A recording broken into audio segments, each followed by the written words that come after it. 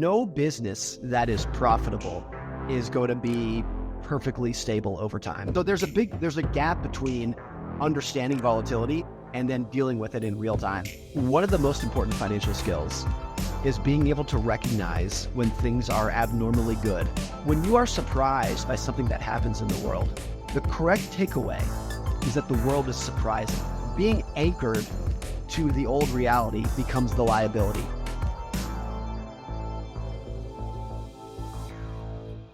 Welcome back to the Reside Platform podcast. We have a really exciting episode for you. This is author Morgan Housel. He is a best-selling author of Psychology of Money. Over 5 million copies sold and likely to continue to sell millions of copies over the next couple decades because it is a timeless treasure, one of the best money books ever written. It's the number one book that I give all my friends, all my clients, all the people that I care about in business. It's been translated in over 50 languages. He's also the author of the new book, Same as Ever, that is already a bestseller that you must get. This is a great conversation. Morgan and I talk about margin of safety, the difference between being rich and being wealthy, how many people know how to get rich, but they can't stay that way. We talk about the NAR settlement. We talk about the future of the real estate industry and how it relates to what happened to stockbrokers turned financial advisors. It's a wide-ranging conversation. There are many, many breakthroughs that you're going to want to pay attention to because I truly believe the conversation we had is going to help you navigate the future real estate industry and find ways to adapt and change and be the survivor that is going to benefit more than ever before. It is likely that the people that do adjust and change and survive this industry right now are going to do better than they've ever done before. Full stop. And it starts with this conversation. So enjoy this conversation with Morgan Housel. Hey, Morgan, how's it going? Good to see you, Nick. So happy to be here. Happy to have a conversation with you. I'm looking forward to it. We're really excited to have you on the podcast. We've been talking about doing this for probably a year when we launched the Reside platform because you and I used to talk quite a bit over the years, and you were instrumental in helping me write my book, at least guide me in writing my book as an author. And you just shared with me Psychology of Money, 5 million copies sold. And the recent book, Same as Ever, I love that book. It was gifted to me, strangely enough. I was going to buy it, and then it was gifted to me. So I already know that you have these followers throughout the United States and over the world. What is it like to have a fan base? I think it's, of course, it's great. It's awesome. If you're a writer, that's what you want. I think there is also a thing, if I were to just give the full picture, because, of course, the honest answer is, it's awesome. The full picture, though, is I think if you have a large group of followers like that, there can be a sort of liability that comes attached with it, particularly in the sense of you get a lot of people who are like, what's next? What's next? What's next? And that's a liability. That's like on your personal balance sheet, that's a liability. You have these people who are like, hey, like, here we are now, entertain us, kind of thing. And so that's always the thing. It's also, it sets expectations higher. If your first book does well, everyone wants your second book to be even better. And that it creates a level of expectations that is super hard to meet. And I think that's probably true in any business. It's true for, in the real estate business, it's true for financial advisors of like, if you do something well once, people are like, great, your next one better be better or else you're going to disappoint me. Okay. A lot of real estate teams and broker owners, 2020, we thought we were going to lose everything. Yeah.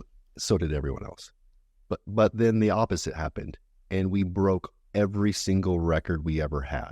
Every personal record, our agents were breaking all the records. We were breaking, sales records, volume records, income records. 2021, 2022. Interest rates go from 2 to 7%, 3 to 7%.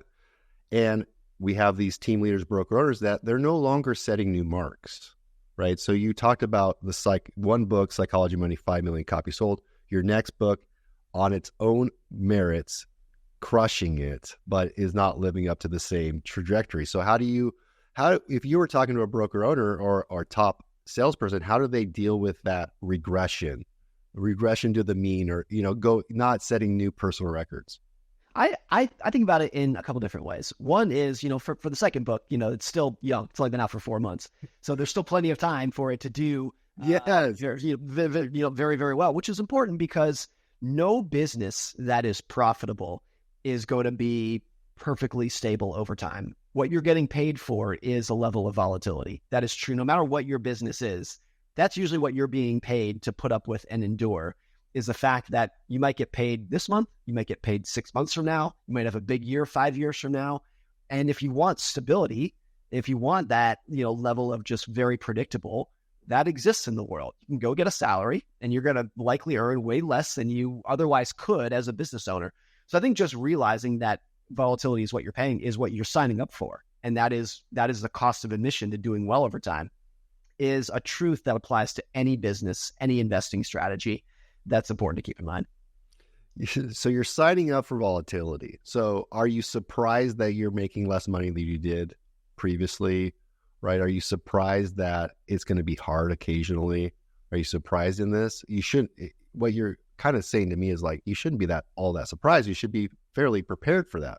Now, what preparations do you take knowing that you're signing up for volatility? Yeah, I mean, you're so right. There's this irony of like investors or business people who, even if they're like, yes, I'm signing up for volatility, and then you're like, great, that means you're going to make 40% less this year than you did last year. And they're like, wait, what? Like, I didn't, like, who? That's not supposed to happen. So there's a gap between understanding volatility and then dealing with it in real time. I think, look, so much of my background is in investing in the stock market. I know that's very different here, but I think this applies to virtually anything.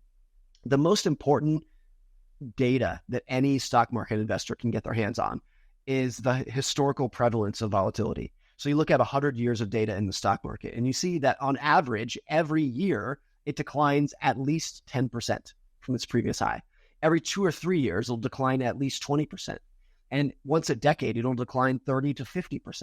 That's the historic norm during a period that you made 200-fold on your money during that 100-year period. And so just coming to terms with how common that volatility is super important. Now, I know in real estate, it might be slightly different, but look, I think what the equivalent here would be looking at the long-term history of interest rates. And if you look at interest rates over the last 100 years, two things will stick out. One, the idea of a 3% mortgage is, of course, that is the historical anomaly. Of course, people know that. But the other thing is we went through a decade period over the last 10 years or so, or even more than that. It was probably from about 2009 to 2022, where interest rates were not only low, they were more or less flat. There was very little volatility.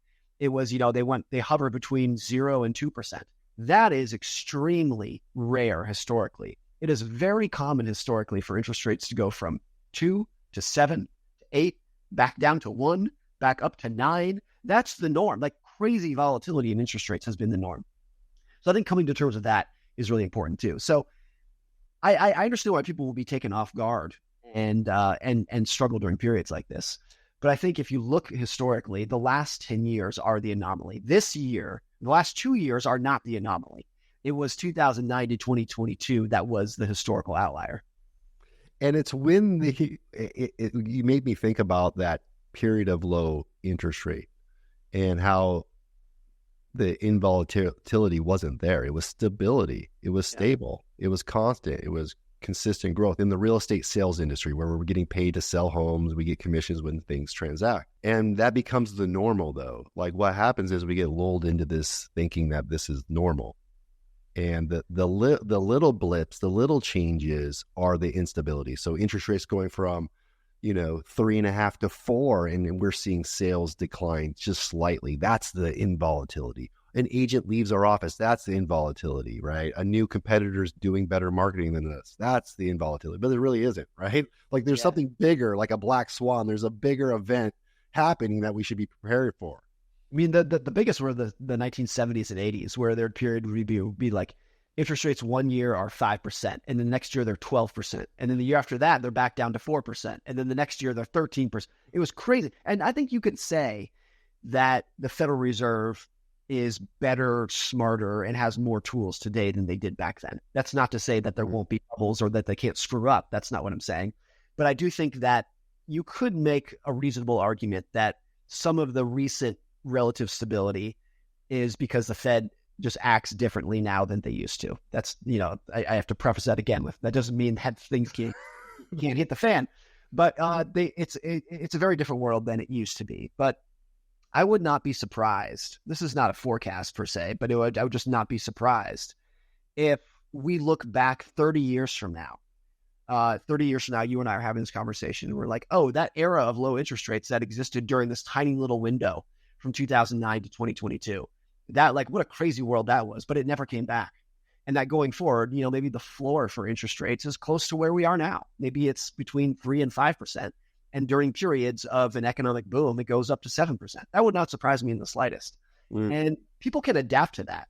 The real estate market can adapt to that. Home prices can adapt to that. We're in this window, it feels like right now, of being in just not recognizing where it is and just like not wanting to come to terms with where we are. And maybe I think it's already starting to adapt.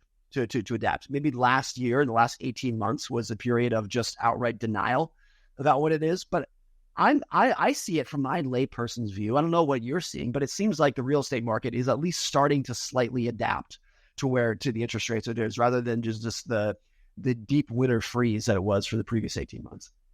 Yeah, and on the thread of instability, our industry inherently is unstable in terms of your income, because we're 100% commission based. So there's highs and lows all the time. Even in a great market, you might have a boom month or a boom quarter, and then have,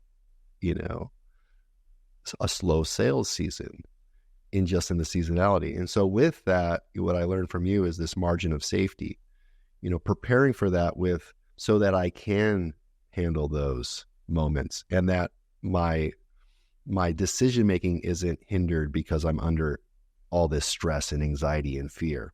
Yeah. Talk to me about that, because, how do you talk to that person that's working on running a business or working in a business that's 100% commission? I think one of the most important financial skills is being able to recognize when things are abnormally good and stalking a little bit away, so to speak. It's extremely important. No matter what business you're in or how you invest, that little skill might be the single most important thing. And so when you're going through a period where it's like, man, I had a great quarter, I had a great month, I had a great year. Okay, increase your savings rate from there. Increase what you're setting aside from there. Almost nothing in finance will matter more over time than your margin of safety, than your ability to withstand volatility.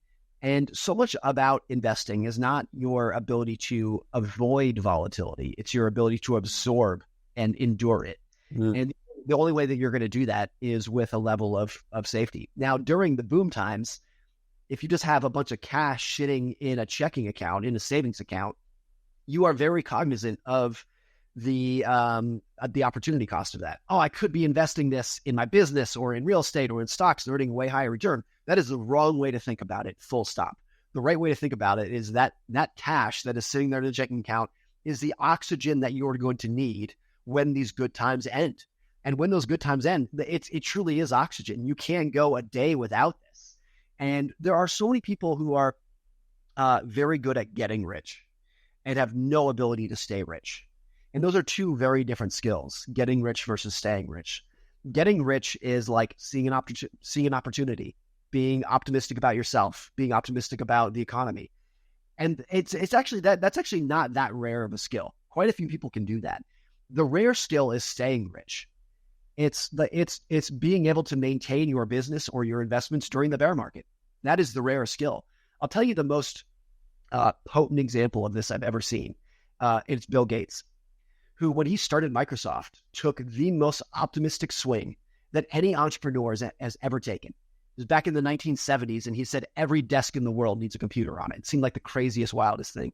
At the same time, the way he managed Microsoft's balance sheet was as conservative and pessimistic as any entrepreneur could ever do.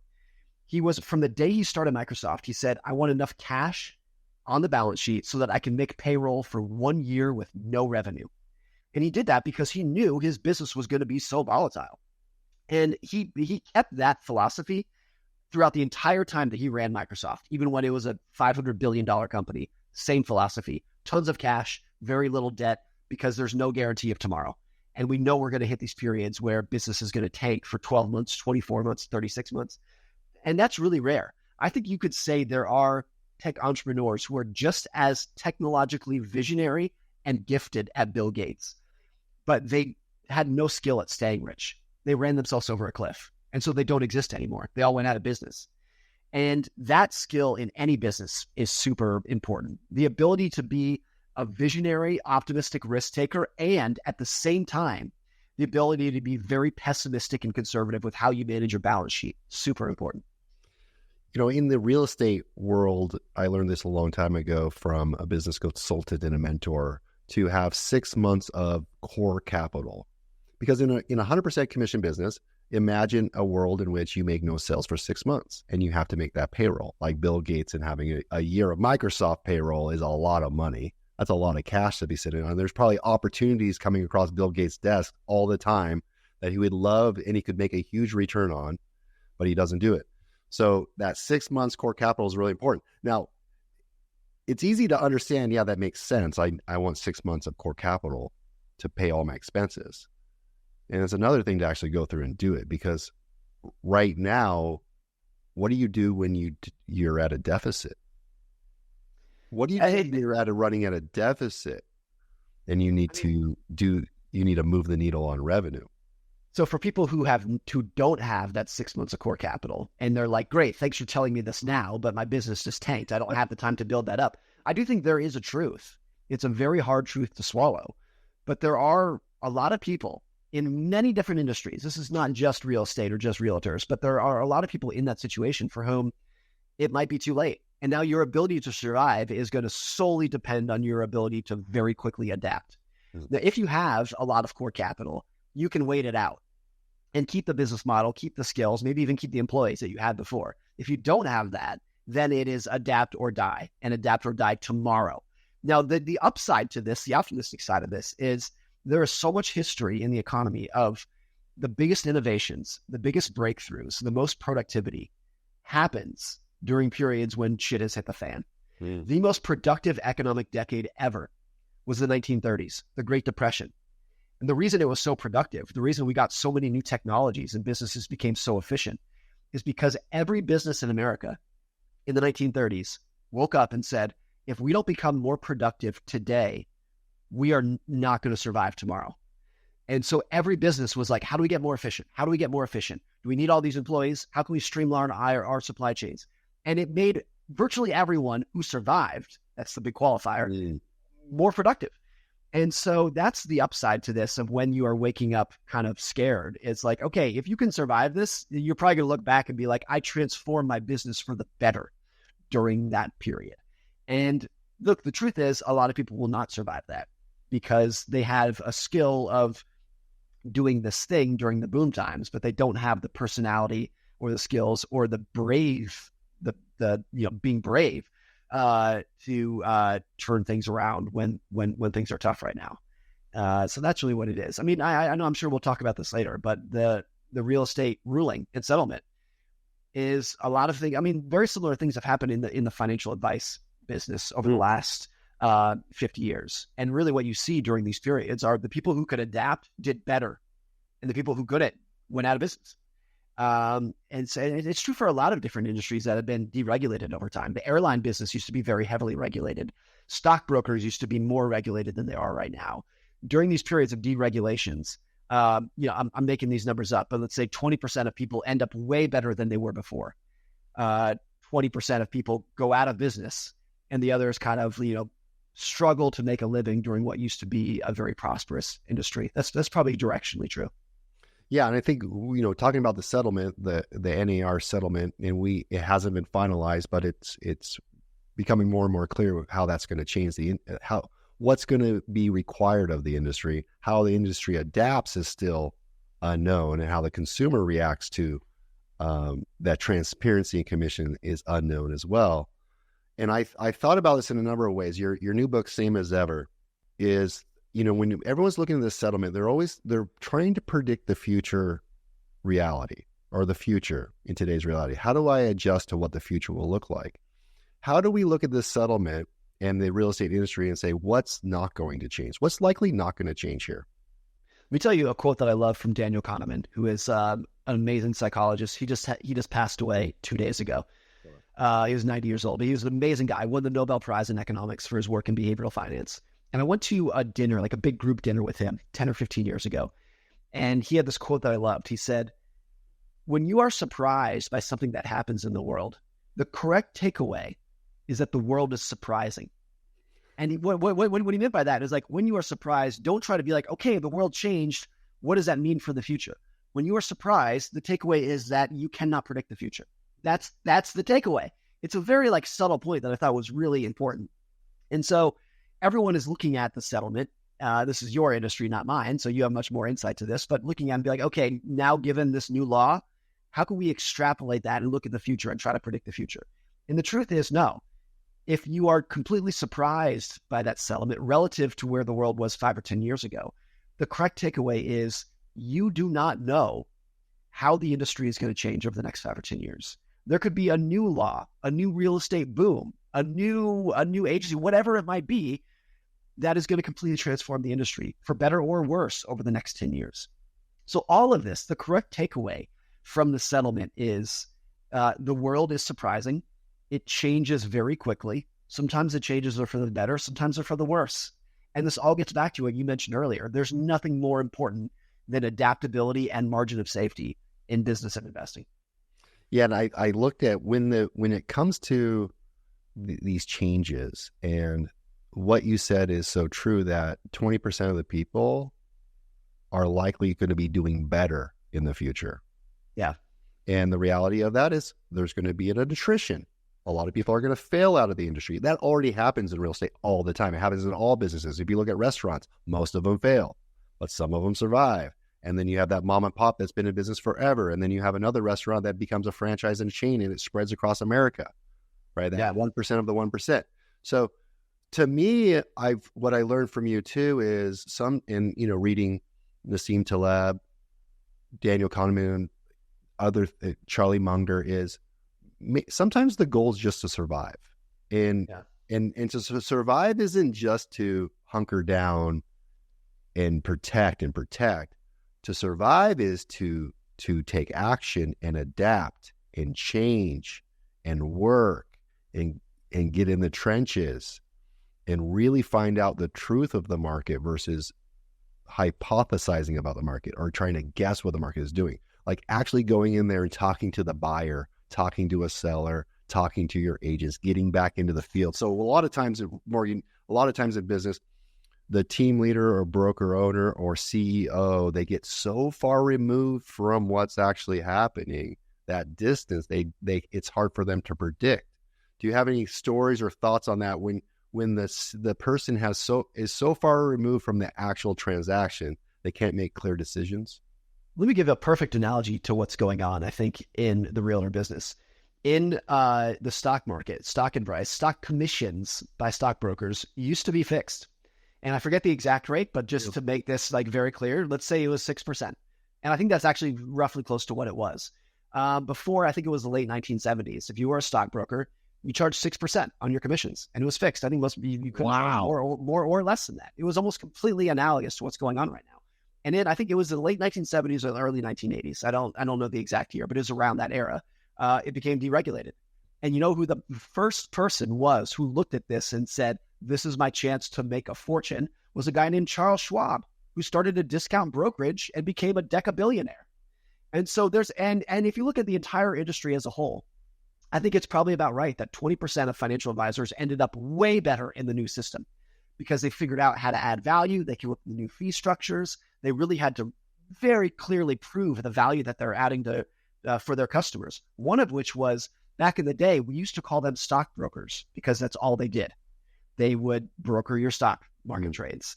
And now we call them financial advisors because now they add lots of advice. They help you with your tax planning, your retirement planning, your accounting, your bonds, insurance. It's much more holistic. The sole reason that exists is because of the deregulation. where all these, what used to be stockbrokers, said, we need to find new ways to add advice for people because we can't live off this fat fixed rate 6% commission that we used to. And look, if you look at the industry today, it is so much, it adds more value, and financial advisors can make way more money today than existed in the 1970s. Now, that's not to say, I'm sure, I don't know the exact numbers, but what percentage of stockbrokers went out of business after deregulation? Probably a lot. There's probably a lot. And there are probably a lot who stayed in business but didn't make nearly as much money as they used to. That's the tough reality of it. But if you look back at it over a long period of time, there are people like Charles Schwab who realized this new world was like opened up endless new opportunities to add value for people. Same with E-Trade and TD Ameritrade. There are all these new companies that could not exist under the old regulated platform. And not only that, but for consumers, if you have a financial advisor today, you are very likely getting so much more value and paying lower fees than you used to in that world. So it's this combination of like, totally get why it's scary. And a lot of people are not going to survive it. But I think overall, there is a historical precedent. And it's almost exactly the same because it's in financial advice, the same kind of industry, for things ending up in a way better spot than it used to be. It's almost a perfect analogy, a perfect case study to look back on and kind of see how that changes. Now, there was a time in which we were called, my company in general, we were calling ourselves advisors. So this isn't a new thought that has been in the real estate industry. No one's actually executed on it, where the consumer was seeing us not as just an agent or a broker, but as an advisor. And a financial advisor, I'm sure they're advising on other things like life insurance, whole life plans, other types of investments, not just stocks, right? They're looking at tax efficiencies, and they have strategic partners that can help them further their life. And maybe they don't make commissions on that. Maybe there's an affiliate. Maybe it's not legal to do that, but that relationship with other people is going to increase their referral base, and I'm sure some financial advisors, there's probably, the financial advisors that got into the industry after the deregulation, right? I think about that in the real estate industry. There's us that already have all of this knowledge that may not apply in the future. And then there's the people that are going to join the industry today or in a year from now. What type of advantage do they have, Morgan? The people that enter the industry in the future, do they have a leg up? Yeah, of course. I mean, they have a leg up just because their expectations are not anchored to a world that doesn't exist anymore. So Charles Schwab, back in the 70s, the entrepreneur, had such a leg up over Morgan Stanley Dean Witter back in the day, where we chose, a big brokerage that was like, we used to charge 6% commissions, and now that went away. What the hell do we do now? And they were so anchored to the old way that they couldn't figure it out. But you had all these upstarts who are like, I'll just come up with a brand new business model. I don't have any of the baggage that everyone else does. And now if you are a young financial advisor entering the industry today, if you told them, hey, did you know commissions on stock sales used to be fixed, regulated at 6%? They would be like, what? What kind of world is that? They can't even fathom that kind of world.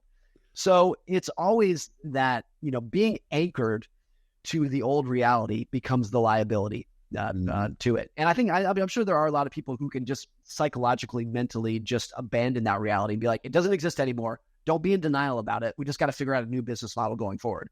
Those people will do great. They'll not only do great, they'll probably make more money than they used to. I think it used to be the case that, in stockbrokers, when it was regulated, you had a lot of brokers who could make a pretty good amount of money. And today you have fewer brokers who can make a ton of money. Is probably where it ends to. And they do. And, if you are a financial advisor today with $1 billion or $5 billion under management, you're making a fortune. You're making dynastic wealth. You have a mansion on Palm Beach. Some of them fly private jets. And that's after the deregulation, of course, but there are fewer of them than there used to be. And I think it's a very hard reality. I know that this is like, it's not something that you can just push to the side or grin at when you say something like this, but it's almost certainly the case from my layperson's point of view, looking at it, that in 10 years, there will be fewer realtors, but the ones that survive and adapt will probably be making more money today than they were 5 or 10 years ago. And and it's hard for people to imagine that because they're only imagining it with a certain commission rate that they're used to seeing and getting paid a certain way. But in the future, there may be multiple ways of getting paid, multiple service, multiple value propositions versus just one proposition or two propositions, meaning I'll help you sell your home, I'll help you buy a home. There may be multiple facets of streams of income. So even though a rate may go down, it may open doors over here that we don't even know exist right now, like financial advisors, I'm sure. Now, is there a case study or in the financial advisor world where, okay, we go from 6% to 1% or to 1.5% or some type of model, right? Or some really low fee like Vanguard or Charles Schwab, where you can get an index fund for a fraction of the price, but we're going to get 1 million, 2 million, 1 billion customers, right? Yeah. Is there another one where they go ultra value, ultra care, ultra service, ultra exclusivity, and charge high prices?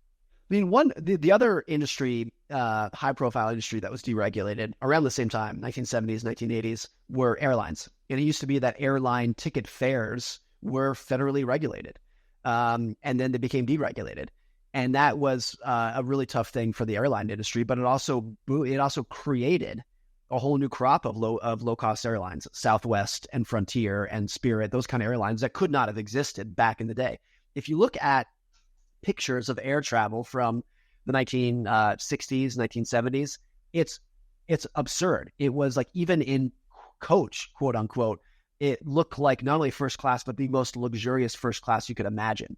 And even if you were sitting in coach, you had, the finest whiskey in a crystal glass, and were being served on fine china in coach. That's what flying used to be like. The reason it was like that is because the airfares were regulated to such a high degree that it was very, very expensive to fly. It was really only rich people who could fly back in the day. And then after deregulation, fares plunged. You had all these new airlines pop up, and it pushed it down so that even lower middle class people could start to fly now. And that was great. And look, the airline industry has always been a very fraught industry. It's tough to say. I'm pretty sure the statistic is from Kitty Hawk through today, in aggregate, the industry has lost money. It's never made any money. It's just very hard to run an airline.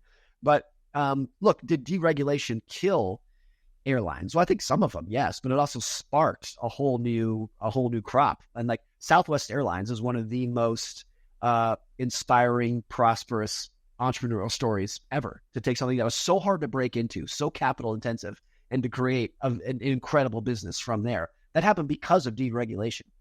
And look, I think you could also say, maybe this analogy is a stretch, but like what happened after deregulation is flying went from very ritzy and high end for like very wealthy people, and then it got pushed down. So then the seats got smaller. We crammed in more seats to try to make up for it. What came out of that, in a very small degree, and again, this might be a stretched analogy, were private jets. That was a very know-nothing industry in the 1970s and 80s that exploded over the last 30 or 40 years. I think at least a small part of that is because flying commercial became such a lower end, less luxurious activity than it used to be. So the small sliver of society who could afford that was like, oh, flying commercial is not for me anymore. We're going to do it private. So maybe that's an example of like after deregulation, you had this ultra high end tier, because the massive tier, the tier that was made for the masses, just became a little bit more less luxurious than it used to be. Yeah. With the deregulation too in the airline industry, the government used to regulate the routes that you could have. So that's right. This too is your field. You're a former pilot. Yeah, I'm a former.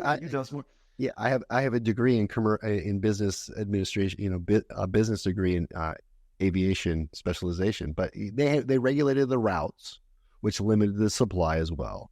Yes.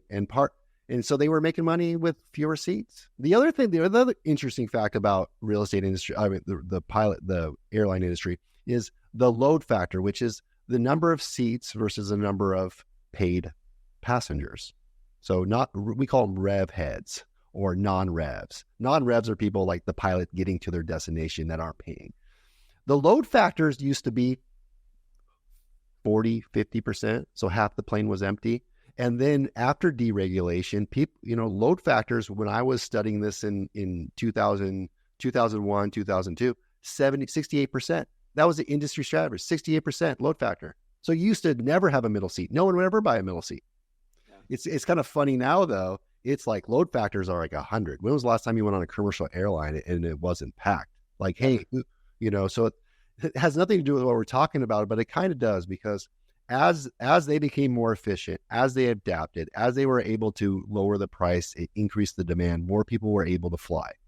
And because of that, the ultra service, the ultra luxury, the people that wanted first class the way it used to be, the people that wanted first class seats started NetJets came out with NetJets, which is like a private jet. So now you can buy a fractional share of a private jet.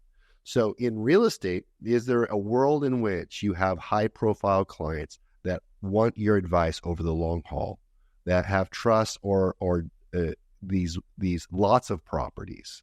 Like there's people out there that have lots of properties and they need help. And in fact, there's also people that there's going to be this transition in wealth. Talk to me about baby boomers. How are baby boomers in your mind affecting everything, but specifically real estate? Well, I think this is well known. It was historically, for most of time, that when you became of retirement age, you downsized. When your kids moved out, you downsized. And to a degree that other generations of not baby boomers have not downsized. I think at least part of that is because baby boomers are the richest generation that has existed. So they don't need to downsize. It used to be that people had to downsize when they became of retirement age because they needed the money. They couldn't afford to stay in the 5-bedroom house that they raised their kids in. They needed to move to a cheap little bungalow because that's all they can afford. If baby boomers have a lot more money, then a lot of them will say, I don't need to move. Look, this is a 5-bedroom house that we raised our kids in, but even though we're empty nesters now, I don't need the money, so I'm going to stay in it.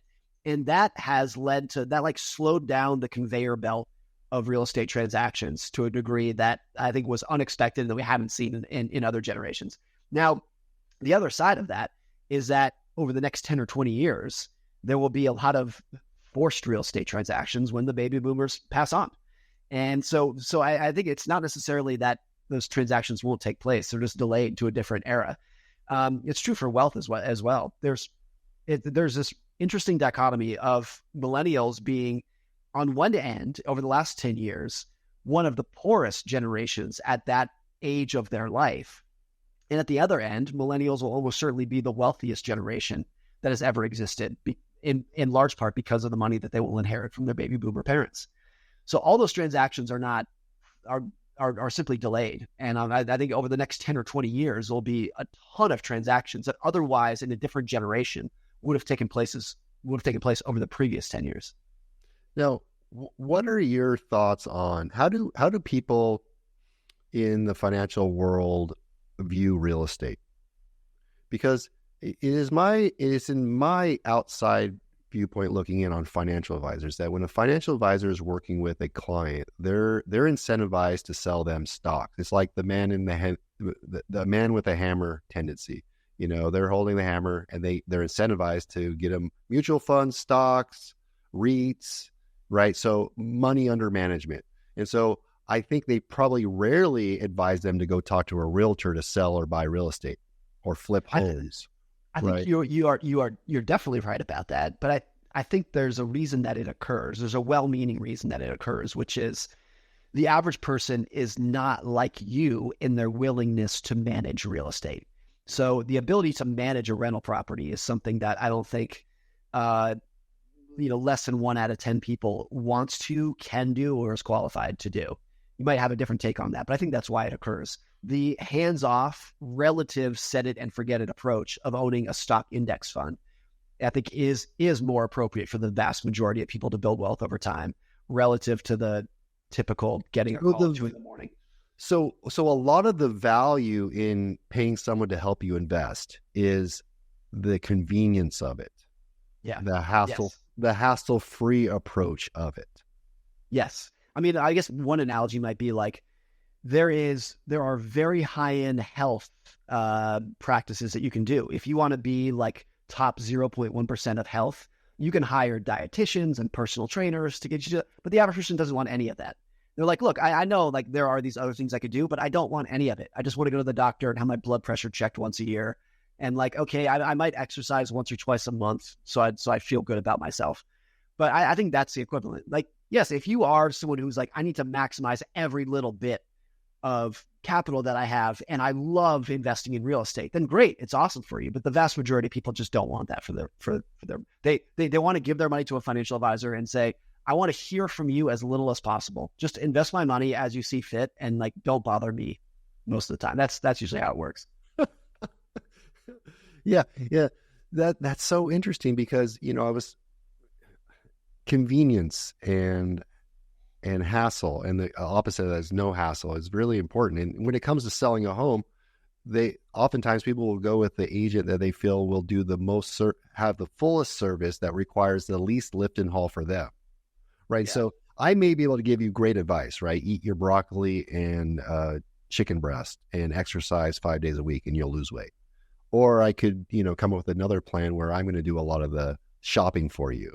I'm going to pick the food for you. I'm going to make it taste a little bit better, and you're going to have a couple cheat days, and and I'm going to find fun ways for you to work out where it's not going to the gym, but it's getting the same calorie burn, and I tricked you into having fun at it. But in real estate, oftentimes we go into these places and we give the best advice, but the best advice seems like a lot of work.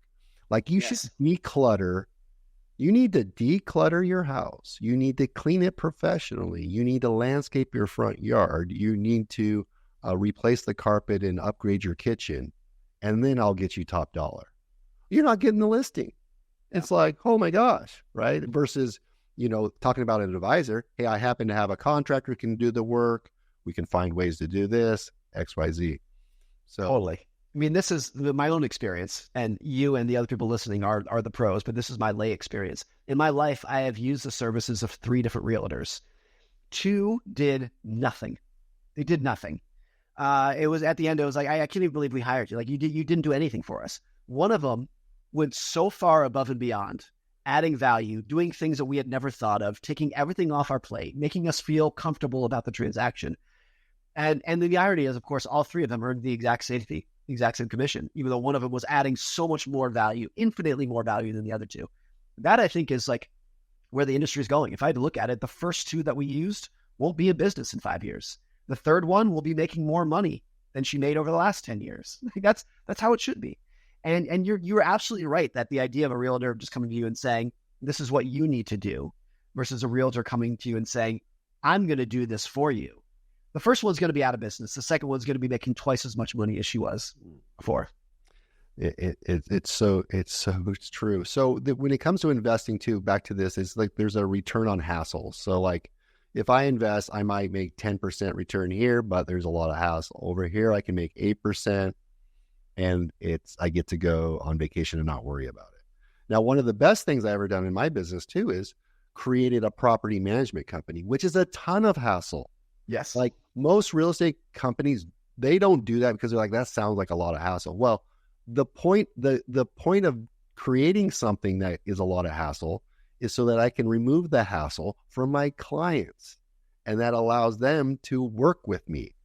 You know how many people we've sold rentals to that would never considered it in the past, but knowing that I'm going to take it on for them, they're willing to do it. So you've proved the point. I'm proving the point in the real world, but your theory, and it's not just theory, is reality.